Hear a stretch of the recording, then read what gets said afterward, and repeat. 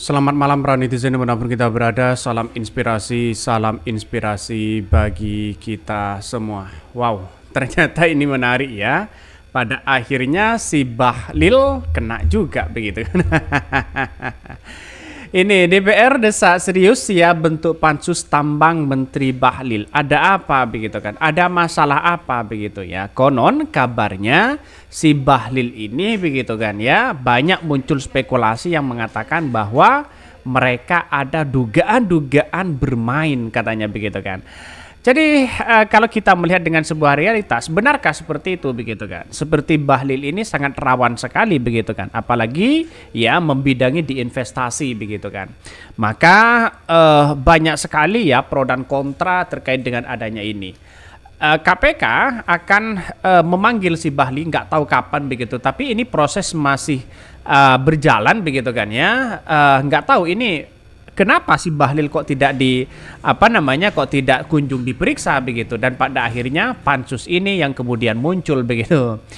Salah satu komentar-komentar netizen yang kerap sekali begitu kan ya, mengkritik habis-habisan diantaranya adalah dari Gelora News ini begitu. Mari kita baca ini. Bahlil tidak akan lolos. Banyak bukti dan saksi, tinggal tunggu tanggal mainnya. Wow. Apa maksudnya begitu kan ya? Apakah akan masuk penjara atau bagaimana? Ya, karena memang sekarang ini bukti-bukti yang masih belum terungkap kepada publik yang masih belum ditunjukkan begitu kan. Jadi kalau misalnya tidak sampai ke dua alat bukti itu tidak bisa mentersangkakan orang sebenarnya. Tapi ya dengan adanya indikasi-indikasi cerita-cerita sana sini begitu kan, bukan tidak mungkin akan mereka kena begitu ya. Orang-orang yang terlibat langsung dengan rezim ini serta yang mendukung dinasti Jokowi harus dihukum mati katanya. Komentar-komentar netizen ngeri-ngeri banget begitu kan. Apakah seperti itu ya? Kita tunggu saja bagaimana nasib si Bahlil begitu kan ya. Karena pada kenyataannya saya pribadi berasumsi begitu kan. Siapapun orangnya yang kemudian bermain dengan neko-neko lah ya, istilahnya seperti itu begitu kan ya. Atau setidaknya mereka bermain demi kepentingan pribadi. Wah, ini tidak boleh begitu kan. Artinya apa? Artinya harus benar-benar diperiksa siapapun orangnya di situ begitu kan. Maka banyak narasi-narasi yang muncul hari ini ya. Ada yang mengatakan wah ini tambangnya bagaimana, pemain tambangnya siapa begitu kan. Ini komentar-komentar netizen yang paling ngotot sekali begitu kan dari data-data yang ada begitu kan ya. Ini yang paling mengerikan adalah sudah terang ya benderang dan sevulgar begitu, tapi Bahlil nggak diapa-apain katanya begitu kan. Bayangkan ini nggak diapa-apain. Ini lantas bagaimana? Banyak desakan-desakan kepada Bahlil untuk ya segera diproses secara hukum begitu kan. Bahkan pemeriksaan Menteri Bahlil tak perlu tunggu laporan masyarakat sebenarnya. Ya karena kenapa? Karena bukti-bukti itu sudah di depan mata, katanya begitu kan. Komentar-komentar netizen begitu kan. Tapi pada akhirnya dari gelagat dari seorang Bahlil pantesan dekat dengan Jokowi begitu kan ya. Dekat dengan mereka begitu kan ya, menjunjung tinggi mereka begitu. Tapi pada kenyataannya adalah ya masyarakat bisa menilai bagaimana kelakuan mereka begitu. Tapi kalau memang tidak ada alat bukti, ya ngapain kita harus mentersangkakan orang, kan begitu logikanya begitu kan. Dari Tempo Alus begitu kan ya sudah dibongkar bagaimana permainan izin tambang ya. Bahkan di tim bocor Alus ini siap hadapi gugatan Bahlil katanya begitu kan.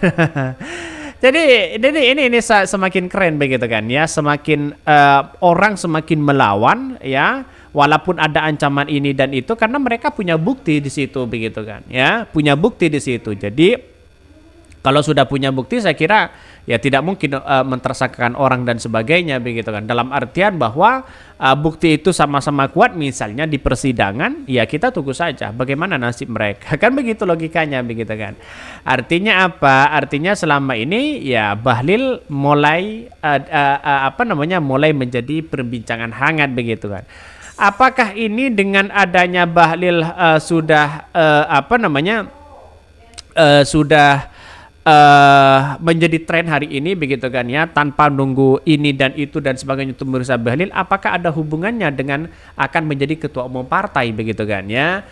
Jadi siapapun yang mengganggu ketentraman seorang Jokowi, kira-kira seperti itulah begitu kan. Siapapun yang mengganggu atau menghambat proses ya Jokowi ke depan begitu kan ya, mereka tidak kenal siapa Bahlil, siapa mereka begitu kan. Ya kalau mereka tidak mengalah untuk menjadi ketua umum partai ya bisa-bisa ya si Bahlil kena di situ begitu kan. Kan begitu logika sederhananya saja begitu kan. Bahkan ya di DPR didesak serius bentuk pansus tambang ya Menteri Bahlil. Dewan Perwakilan Rakyat DPR RI meminta tidak hanya sibuk soal urusan pemilu di 2024, namun juga harus serius menghadapi terhadap persoalan yang urgent seperti terkait permasalahan izin ya usaha pertambangan dengan segera membentuk pansus tambang terhadap Menteri Investasi. Menurut Direktur Pusat Riset Politik, Hukum dan Kebijakan Indonesia (RPHK) Saiful Anam, DPR harus menunjukkan penanganan yang serius terhadap wacana pansus tambang. Karena menurut Saiful persoalan EOP itu tidak kalah penting dengan permasalahan pemilu di 2024. Mengingat kesewenang-wenangan dan pencabutan EOP telah menjadi sorotan publik. Dan hal tersebut telah berdampak luas tidak hanya bagi pemilik EOP, namun juga semakin meluas kepada para karyawan dan pekerja yang menguntungkan hidupnya pada pekerja yang dilakukannya. Wah, bahkan Akademi Universitas Syahid Jakarta ini menilai seluruh karyawan dan pekerja tambang akan terimbas dari ketidakjelasan perizinan yang tidak kunjung mendapatkan kejelasan. Nah, dengan adanya seperti ini banyak muncul narasi-narasi yang mengatakan kalau mereka bermain di tambang ini terkait dengan perizinan ini katanya harus mengeluarkan fee sampai miliaran. Wah, ini siapa yang bermain? Itu yang seharusnya kita usut begitu kan. Ya, tanpa ada laporan dari masyarakat dan sebagainya, ya silakan DPR usut di situ begitu kan. Apakah ada dugaan-dugaan seperti itu begitu? Maka kalau memanglah ada, ya kita tunggu saja begitu. Bagaimana respon dari KPK begitu kan?